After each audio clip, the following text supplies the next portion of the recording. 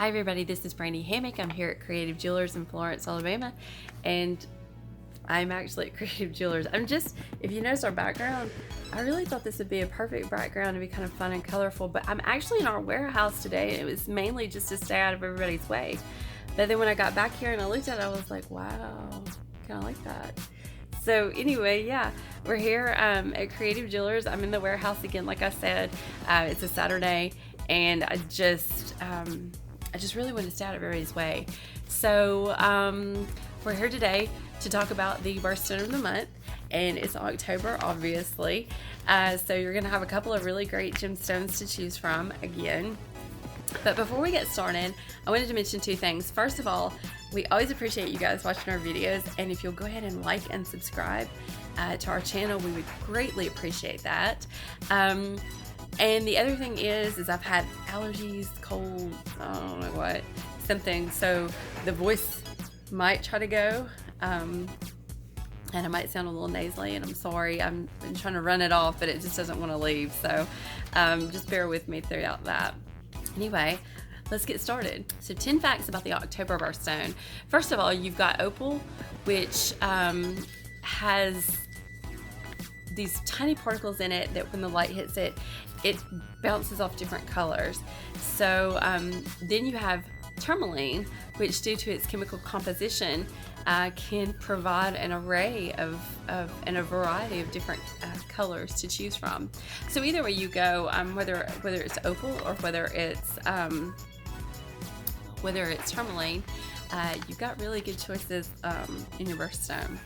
So number one, in the 1960s, scientists discovered that opals were made up of these microscopic silica spheres that diffract light to display various colors of the rainbow. Opals with this play of color are called precious opals, and the ones that don't have that play of color are just common opals. Number two, an opal is usually identified by its body of color, whether that's black or white, but dozens of varieties of opals actually exist.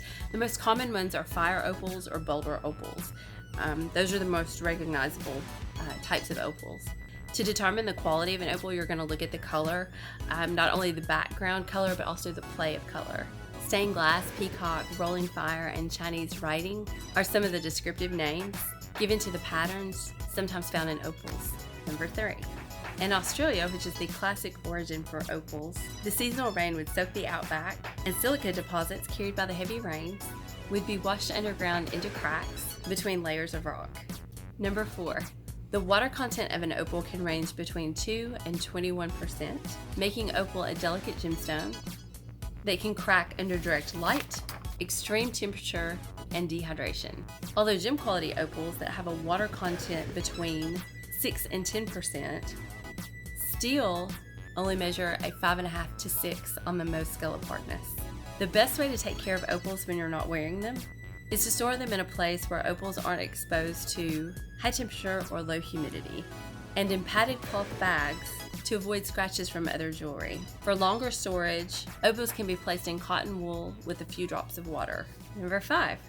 So opals were considered for centuries to be lucky, but as time went on, and as most people have heard now, if opal is not your birthstone, it's considered by a lot of people to be a very unlucky stone. Now, if opal is not your birthstone, after hearing this story, I'll let you choose on whether or not you want to wear it and whether or not you feel like an opal is lucky or unlucky. But what changed the perception of the luck of opals, I guess you could say, was in 1829, Sir Walter Scott's publication of Anne Geierstein came out, and the story told of a princess who wore an opal whose color changed according to her mood. But the princess died soon after the stone was splashed by a few drops of holy water that was said to extinguish the magical fire of the stone. So, I don't know. I'll let you be the choice. I'll let you make the choice. If opal is your birthstone, you have no worries. It's lucky to you. But if it's not, then I don't know. You decide. Number six. Opals are typically cut and fashioned into cabochons or dome-shaped stones, but quite often you'll find opals in what's called a doublet or a triplet. A doublet is where they take a slice of an opal and place that slice on top of a darker stone such as onyx or obsidian. And then to take it a step further, if it is a triplet, it's the same process that you go through with the doublet, only they add or they cap the stone with a clear glass or a clear plastic. And what this does is this actually, because opals are so delicate, it actually makes the opal a much more wearable stone. Number 7, although opals are beautiful, if you are someone who is rough on your jewelry or you give your jewelry a beating, they may not be for you. So you might want to opt for a tourmaline. A tourmaline actually measures a 7 to a 7.5 on the Mohs scale of hardness, and it makes this a very much more wearable, more durable than an opal gemstone. Number 8, since tourmaline is made up by not only one, but a fairly complex group of minerals with different chemical compositions and physical properties, it not only comes in an array of colors, but the many resulting varieties have their own names. There is black tourmaline, which is rich in iron, Dravit or brown tourmaline, which is rich in magnesium, LB, due to lithium traces and other combining elements, offers the widest range of gem quality colors.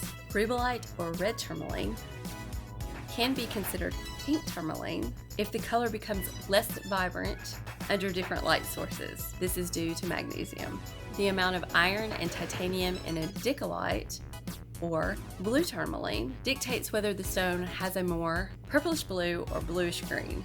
Sometimes resembling an emerald, verdilite or green tourmaline is called chrome tourmaline if its color is caused by chrome and vanadium. A crowite or colorless tourmaline is rare.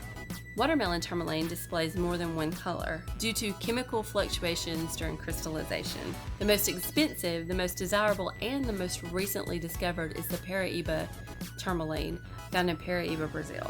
This Paraíba tourmaline contains copper, which is responsible for the vivid colored purplish or greenish blue variety. Number 9, did you know that tourmaline can become charged? Tourmaline can become electrically charged by pyroelectricity or piezoelectricity, and when charged acts as a magnet by oscillating and repelling or attracting particles of dust. Number 10, today many believe tourmaline has protective, shielding properties against toxins, pollutants, radiation, and negative thoughts. So that's in 10 facts about tourmaline and opals that you didn't know that are the October birthstones.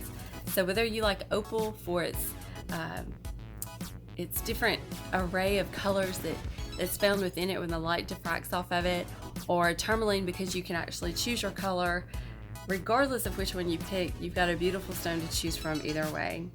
I hope you enjoyed this video. I really appreciate you guys watching as always, and make sure you like and subscribe, and check back next month for November's birthstone of the month. Hope you have a great day. Take care. Bye.